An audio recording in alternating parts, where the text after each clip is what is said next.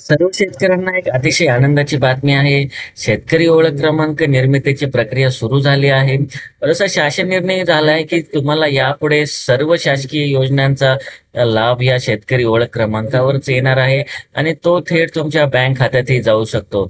पण आता मोठा प्रश्न आहे की तुमची शेती आहे गावी आणि तुम्ही राहताय शहरामध्ये, कोण मुंबईला राहते, पुण्याला राहते आणि कोणी दिल्लीला राहते. तसेच तुम्ही इतर ठिकाणी काम करताय आणि तुम्हाला तुमच्या गावावरती जाण्यासाठी काही वेळ नाहीये, तर काय काळजी करू नका. जर तुम्हाला लॅपटॉपचं नॉलेज असेल, इंटरनेटचं नॉलेज असेल, तर तुम्ही हा शेतकरी ओळख क्रमांक आता तुम्ही तुमच्या घरी बसून सुद्धा काढू येणार आहे. तर हा घरी बसून आपल्या लॅपटॉपवरून शेतकरी ओळख क्रमांक कसा काढायचा, त्याच्यासाठी काय प्रक्रिया आहे, या संदर्भी आपण डिटेलमध्ये जाणून घेऊया. या संदर्भामध्ये मी एक डिटेल व्हिडिओ बनवला आहे व तो व्हिडिओच आज मी तुम्हाला इथे दाखवणार आहे की एक शेतकरी आपला शेतकरी ओळख क्रमांक आपल्या स्वतःच्या लॅपटॉपवरून कसा काढू शकतो. तर चला पाहू की आपण आपला शेतकरी ओळख क्रमांक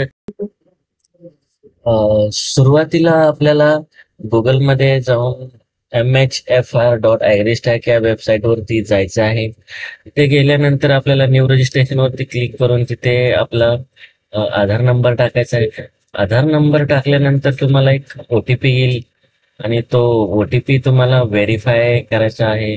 तर जसं तुम्ही आधार नंबर टाकून सबमिट केला, OTP व्हेरीफाय केला, तर तुम्हाला एक पुढचं पेज ओपन होईल. या पेजमध्ये ओपन झाल्यानंतर तुम्हाला सर्वात खाली जायचं आहे. तिथे तुमचा मोबाईल नंबर विचारतायत आणि तुम्हाला इथे आपला मोबाईल नंबर प्रविष्ट करायचा आहे. आणि हा मोबाईल नंबर प्रविष्ट केल्यानंतर या मोबाईल नंबरवरती तुम्हाला तुमचा OTP येणार आहे. OTP तुम्ही टाकल्यानंतर तुम्ही तिथे व्हेरीफाय करायचा आहे. आता हा OTP टाकून आपण व्हेरीफाय करू. आता हा OTP आपला व्हेरीफाय झाल्यानंतर परत एकदा आपल्याला होम पेज वरती जायचं आहे. होम पेज वर जाण्यापूर्वी आपण इथे आपला एक पासवर्ड आपण सेट करायचा आहे. आपल्याला पासवर्ड जो आपल्याला आवडीचा आहे, हवा आहे. पासवर्ड कसा करतात, काय करतात, तो किती स्ट्रॉंग असावा हे तुमच्यावर डिपेंड आहे. आणि पुढे जाऊन आपल्याला रजिस्टर करायचंय, ओके करायचं आपल्याला. त्यानंतर जेव्हा आपण होम पेज वर येतो तेव्हा फार्मरवर क्लिक करून आपण जो मोबाईल नंबर तिथे टाकला होता तो मोबाईल नंबर इथे टाकायचा आहे. जो पासवर्ड दिलता पासवर्ड टाकून लॉग इन केल्यानंतर आपल्याला इथे असं एक डायलॉग बॉक्स येईल. डायलॉग बॉक्स आल्यानंतर आपल्याला रजिस्टर ॲज फार्मर करायचं आहे. रजिस्टर ॲज फार्मर केल्यानंतर इथे विचारेल मोबाईल नंबर बदलायचा का नाही, नो करा. नो केल्यानंतर इथे आपल्याला ऑटोमॅटिक पूर्ण माहिती येईल. तिथे आपल्या स्थानिक भाषेमध्ये म्हणजेच मराठीमध्ये आपले नाव टाकायचं आहे.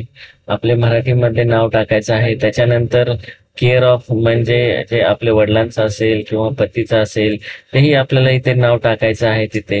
आणि केअर ऑफ मध्ये मराठीतून नाव टाकताना एक काळजी घ्यायची, हे टाकलं किंवा न टाकलं तरी हे ऑप्शनल आहे, पण आपण इथे टाकूनच घ्यायचं आहे. त्याच्यानंतर परत खाली आपल्याला इथे आपली ऍड्रेस विचारला जाईल. तो ऍड्रेसही आपण मराठीतून टाकायचा, इंग्लिशमध्ये ऑटोमॅटिक आलेला असेल. आपण मराठीमधून जसा आपला ऍड्रेस निवडला इथे त्याच्यानंतर खाली आपल्याला परत इथे आपली पिन कोड नंबर टाकायचा आहे. जर शहरी भागात असेल तर तो पिन कोड ऑटोमॅटिक येणार आहे. ग्रामीण भागामध्ये तो आपल्याला इथे पिन टाकावा लागतं किंवा कधी कधी तो ऑटोमॅटिक येतोय.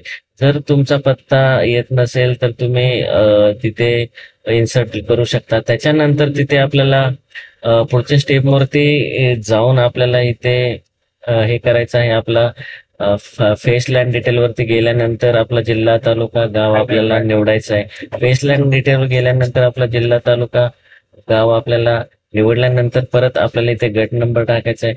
गट नंबर टाकल्यानंतर सबमिट केल्यानंतर परत आपल्याला आपले जे गाव आहे ते गाव योग्य आहे का नाही ते चेक करायचंय. जर योग्य नसेल तर परत योग्य गाव निवडून आपल्याला गट नंबर टाकल्यानंतर तिथे आपल्याला खूप नावं येतील आणि त्या नावापैकी आपण आपलं नाव तिथे टाईप करून डायरेक्ट शोधू शकता. शोधल्यानंतर आपल्या त्या गावामध्ये जेवढे गट असतील तेवढे गट इथे येणार आहे आणि त्याच्यानंतर आपल्याला सबमिट करायचंय. जर या गटाव्यतिरिक्तही आपल्या इतर कोणत्या गावामध्ये जमीन असेल तर परत ही आपण तिथे जेव्हा तुम्ही फेसलँड डिटेल आहे हे टॅब आहे त्या फेसलँड डिटेलला तुम्ही परत क्लिक करू शकता. आणि तिथे जर तुमचे दुसऱ्या गावामध्ये, दुसऱ्या तालुक्यात, दुसऱ्या जिल्ह्यात जमीन असेल तर तिथे ऍड करू शकता. नंतर व्हेरीफाय ऑनलाईनवर आपल्याला क्लिक करायचंय.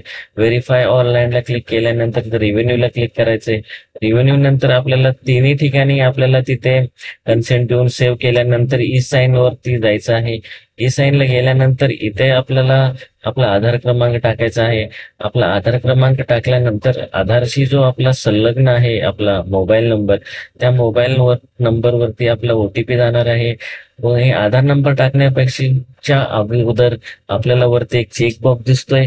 त्या चेकबॉक्स वरती आपल्याला क्लिक करायचंय आणि चेकबॉक्स क्लिक केल्यानंतर आधार नंबरचा तुम्ही टाकाल, व्हेरीफाय कराल तर एक ओटीपी येईल आणि तुम्ही तुमचा जेव्हा इथे ओटीपी व्हेरीफाय करणार आहोत आणि ओटीपी जेव्हा तुम्ही व्हेरीफाय करणार आहोत, ओटीपी व्हेरीफाय केल्यानंतर तिथे आपल्याला त्याला ओटीपीला आपल्याला सबमिट करायचं आहे. आणि जसं तुम्ही ओटीपीला सबमिट केल्यानंतर तिथे तुमचं ऑटोमॅटिकली तिथे तुम्हाला फार्मर आय डी तुमचा जनरेट होणार आहे. म्हणजेच नोंदणी तुमची कंप्लीट होणार आहे. नोंदणी कंप्लीट झाल्याचा तुम्हाला एक मेसेज येणार आहे आणि मेसेज आल्यानंतर परत ही तुम्ही तिथे मेन पेजला जाऊन तिथे तुम्हाला पीडीएफ पण डाउनलोड करता येणार. तिथे ऑप्शन आहे की डाउनलोड पीडीएफ. या डाउनलोड पीडीएफ वरती जेव्हा तुम्ही जाल तेव्हा तिथे तुम्हाला दिसणार आहे की तुमची पूर्ण पीडीएफ दिसते आणि अशा प्रकारे तुम्ही